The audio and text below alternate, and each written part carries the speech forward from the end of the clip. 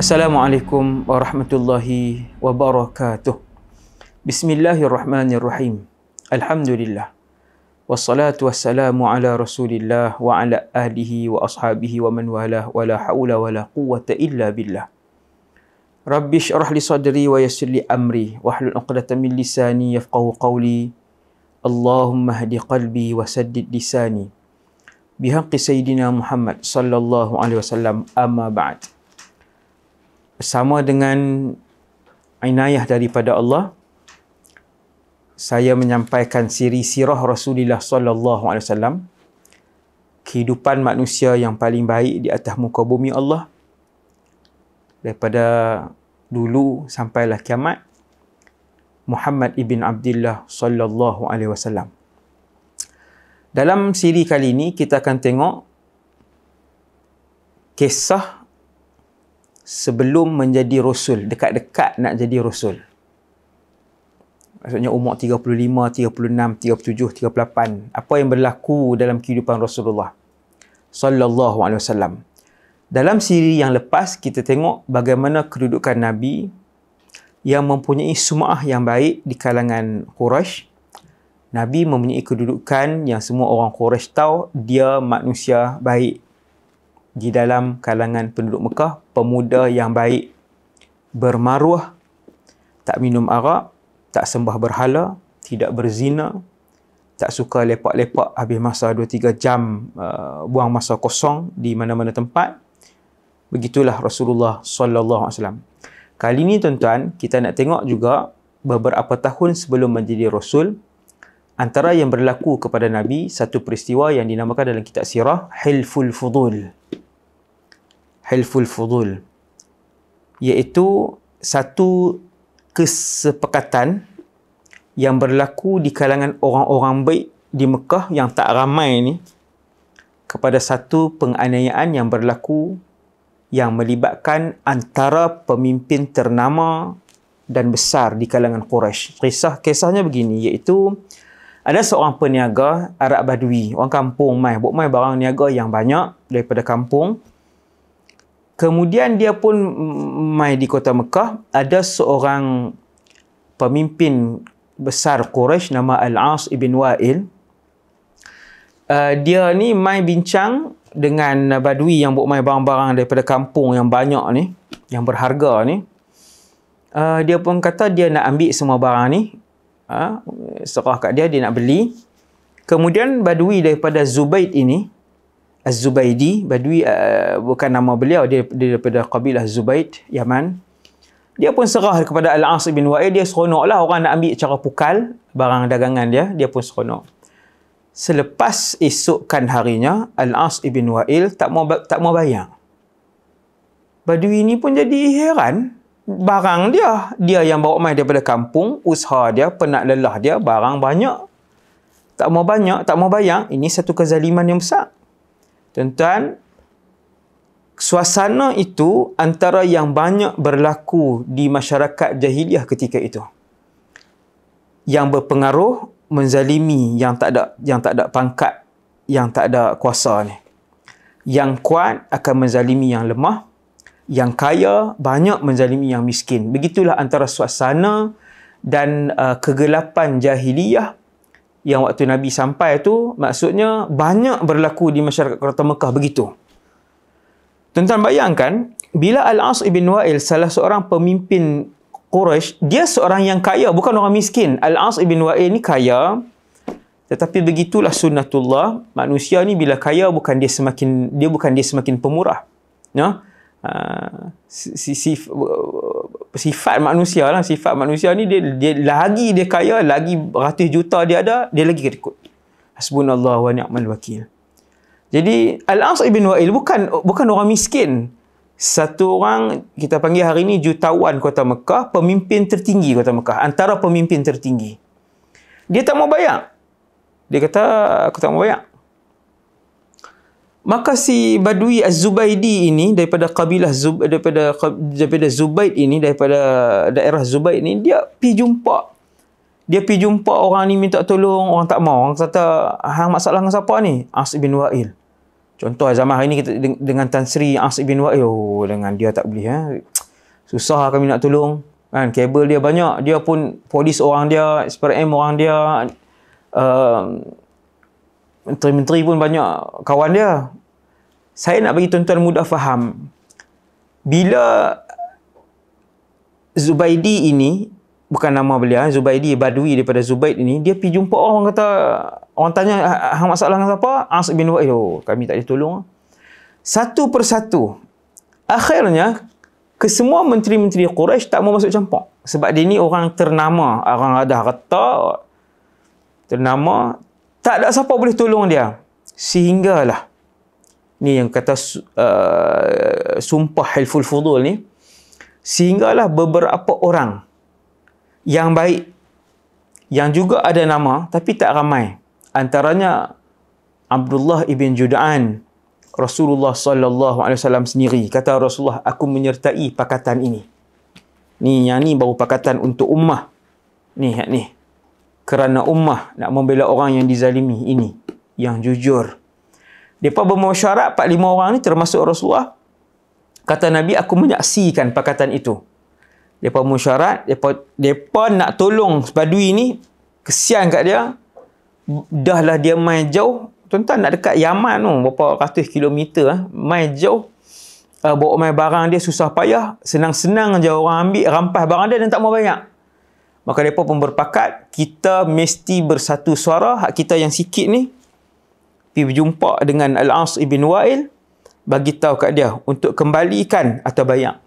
Tuan-tuan, kata Rasulullah, aku menyaksikan perjanjian di rumah Abdullah ibn Jud'an. Seandainya pada masa ini, waktu tu dah Islam, Nabi sebutlah perkataan ini. Nabi kata, kalaulah Allah ni orang panggil aku untuk menyertai yang macam ni, perjanjian yang macam ni, pakatan yang macam ni, nescaya aku akan menyertai pakatan yang baik macam ni. Supaya orang zalim tidak dapat berbuat sewenang-wenangnya kepada orang yang lemah, kata Rasulullah.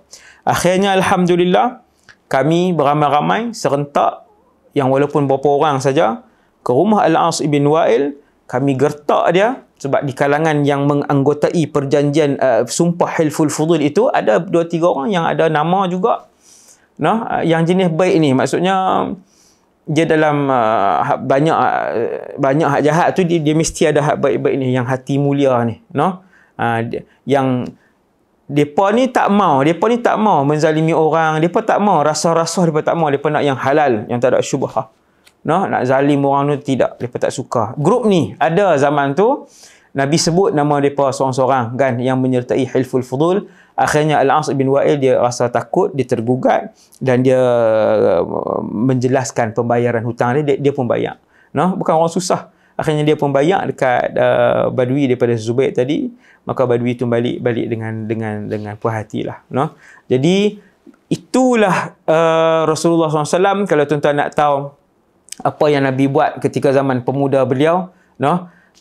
Gerakan Nabi terlibat dalam perniagaan besar-besaran bila bawa barang dagangan Sayyidatuna Khadijah yang merupakan antara jutawan terbesar di kota Mekah. Nabi membawa barang dagangan Khadijah bintu Khuwailid radhiyallahu anha, dan Nabi berjaya bawa balik, kata Maisarah, Nabi berjaya bawa balik lipat kali ganda keuntungan daripada GM terdahulu yang dilantik oleh Sayyidatuna Khadijah. Sayyidatuna Khadijah tiap-tiap tahun dia akan pilih general manager untuk lead barang dia yang begitu banyak ni. Maka kata Maisarah, Rasulullah SAW bawa balik untung yang hebat dalam perniagaan. Sallallahu alaihi wasallam suka tolong orang, sehingga Sayyidatuna Khadijah sangat suka dengan Nabi, berkenan, jatuh hati dengan Nabi, kenal sungguh dengan akhlak Nabi. Selain daripada handsome pun handsome lah kan, seorang yang bukan saja baik, bahkan juga mahir dalam perniagaan, dalam kemasyarakatan. Bukan Nabi duduk di rumah, duduk sengak, main game. Nabi pergi tengok siapa yang dizalimi. Nabi tengok rumah mana yang sakit tapi susah. Itu tugas Nabi, ataupun benda yang Nabi buat sallallahu alaihi wasallam. Selain daripada Nabi pun waktu ni, tuan-tuan, waktu ini Nabi mula menyendiri di Jabal Nur, Gua Hira. Nabi mula duduk seorang. Nabi suka, Nabi selesaikan masalah keluarga, pertuntutan keluarga, sebab Nabi ayah, Nabi juga suami. Waktu tu dah ada anak 5-6 orang kan, 4-5 orang dah ada anak, Nabi dengan Sayyidatina Khadijah. Tapi Nabi dah mula berseorangan. Ni detik-detik nak menerima wahyu. Nabi duduk seorang-seorang di Gua Hira. Gua Hira nak naik boleh gagah juga, bukan 10 minit, 15 minit kan. Hampir sejam juga untuk daki. Nabi daki, Nabi naik, Nabi bermunajat, Nabi bertafakur, Nabi beribadat dengan saki-baki syariat Nabi Ibrahim AS. Sehinggalah Nabi didatangi wahyu. Rasulullah tak pernah terbayang bahawa dia adalah Rasul. Tak pernah. Koklah Nabi mimpi, dia duduk di tempat singgahsana, apa semua. Allah Ta'ala beritahu, kamu akan menjadi pemimpin agung satu hari nanti. Tak ada. Nabi tak pernah tahu. Lebih-lebih lagi pula, Nabi tak pernah belajar secara khusus untuk membaca, menulis. Membaca dan menulis, Nabi tak pernah belajar pun. Daripada kecil. Maka kesemua kisah-kisah yang terdahulu yang ada di dalam Al-Quran bukan Nabi baca daripada Taurat. Bukan Nabi baca daripada Injil.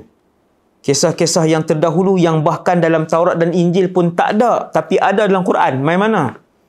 Kesemua itu menjadi jawapan untuk menolak dakwaan Orientalis Barat bahawa Nabi mencedok ilmu dan pengetahuan daripada Taurat dan Injil. Tidak sekali-kali. Kesemua isi kandungan Quran datang daripada pewahyu, perantaraan wahyu yang dihantar oleh Allah SWT melalui Jibril AS. Sebab tu ada banyak kisah-kisah orang terdahulu. Kisah Dzulqarnain, kisah Luqmanul Hakim, kisah Maryam, kisah Zakaria, kisah Musa. Ada ratusan kisah dalam Al-Quran yang tak ada dalam Taurat dan Injil. Macam mana Nabi nak ambil daripada situ? Maksudnya Rasulullah SAW mendapat itu semua daripada wahyu. Satu-satunya sumber. Dan sebab itulah Allah SWT memilih Rasulullah SAW yang ummi tadi ni, yang tidak membaca dan tidak menulis.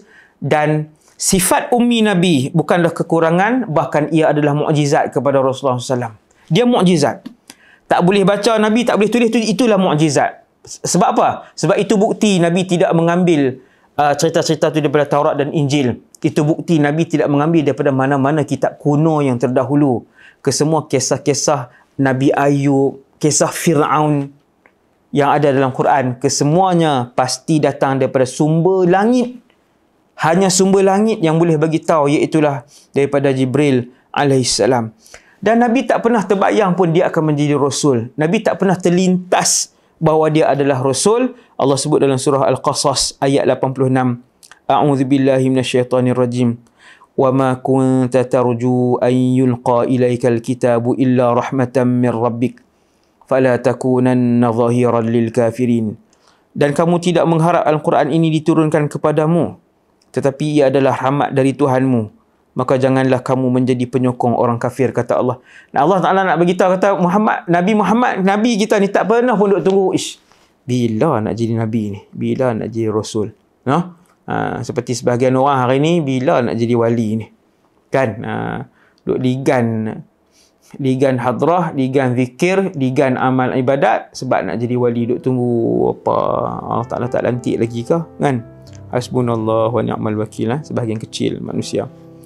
Dan Allah SWT juga sebut dalam surah Al-Ankabut ayat 48, menemplak musuh-musuh Islam ataupun orientalis yang mengatakan bahawa Quran ini diambil dan dicedok daripada kitab-kitab kuno, Taurat dan Injil, ataupun Nabi belajar daripada rahib-rahib Kristian. Tidak sama sekali. Allah SWT sebut, A'udzubillahi minasyaitanirrajim. Wa ma kunta tatlu min qablihi min kitabin wa la takhuttuhu biyaminik wa la takhuttuhu biyaminika idzal lartabal mubtilun. Dan engkau tidak pernah tahu membaca sesebuah kitab sebelum Quran ini. Allah Ta'ala kata, Muhammad, kamu bukan orang yang boleh membaca. Kamu tak pandai baca. Dan tidak pula tahu menulis dengan tangan kananmu. Kalaulah engkau dahulu pandai membaca dan menulis, tentulah ada alasan orang kafir yang menentangmu untuk merasa ragu-ragu. Allah Ta'ala nak bagi tahu, pencipta alam ni nak bagi tahu, wahai orang-orang yang tidak beriman dengan Al-Quran dan Muhammad, ketahuilah Muhammad itu tidak pandai membaca dan tidak pandai menulis. Maka kesemua isi kandungan Quran itu adalah daripada pencipta alam ini, iaitulah Allah Subhanahu wa ta'ala. Semua main daripada Allah. Yakinlah dengan pencipta alam ini yang telah mengutuskan Nabi Muhammad SAW mengambil maklumat kesemuanya. Maklumat langit itu diambil daripada Jibril alaihissalam. Wallahu subhanahu wa ta'ala alam. Untuk sesi kali ini, subhanakallahumma bihamdik asyhadu an la ilaha illa anta astaghfiruka wa atubu ilaik. Wa sallallahu ala sayyidina Muhammad wa ala alihi wasallam. Assalamualaikum warahmatullahi wabarakatuh.